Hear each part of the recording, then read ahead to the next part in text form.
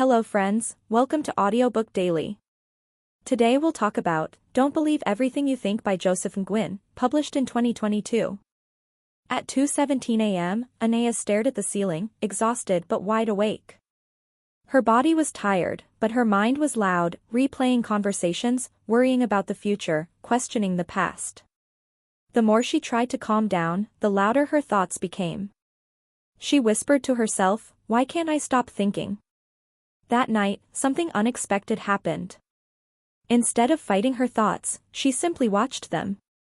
One by one, they appeared and disappeared. For the first time in years, Anaya realized something profound. The thoughts weren't hurting her.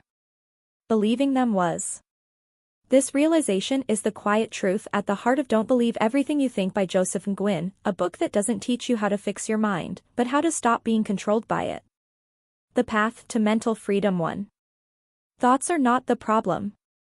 Joseph Nguyen begins with a radical but freeing idea. Thoughts are neutral. Suffering comes from believing them. Most people assume peace comes from changing thoughts.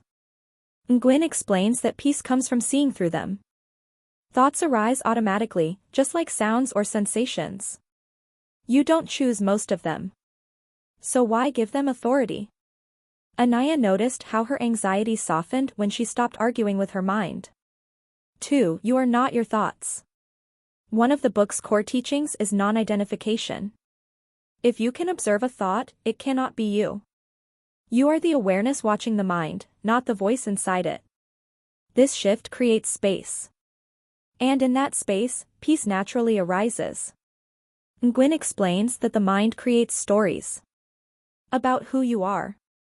About what might go wrong. About what should have been. Believing these stories creates fear.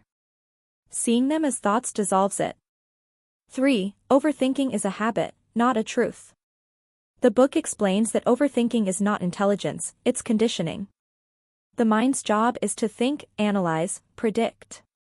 But it doesn't know when to stop. Nguyen doesn't suggest stopping thoughts. He suggests stopping identification.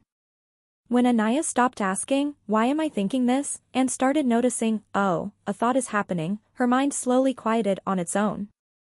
4. Awareness is the cure.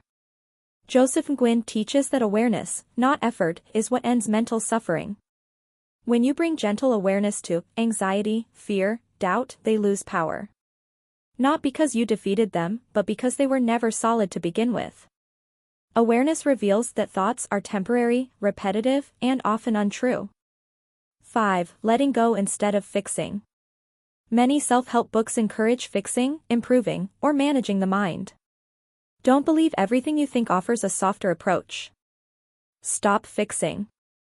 Start noticing. You don't need to control thoughts. You don't need to replace them. You don't need to analyze them. Just let them pass, like clouds across the sky. This is where real peace lives. 6. The present moment is naturally peaceful. Nguyen reminds readers that peace is not something you create, it's what remains when mental noise fades. When attention returns to breath, sensations, the now, the mind relaxes. Peace isn't found in the future or solved in the past. It's discovered in presence. 7. Freedom is simpler than you think. The book's greatest gift is simplicity. Mental freedom doesn't require years of therapy, perfect habits, constant positivity. It requires one insight. You don't have to believe everything you think. Later that night, Anaya still had thoughts. But they no longer scared her. She watched them come and go, without chasing them, without judging them. And in the quiet space between thoughts, she felt something she hadn't felt in years: stillness, not forced, not fragile, just there. She realized peace was never missing. It was just buried beneath belief. And that is the gentle truth of Don't Believe Everything You Think. You don't need a better mind. You need a lighter relationship with it. When thoughts lose authority, peace returns naturally. Thank you for listening. See you in next Audiobook Daily.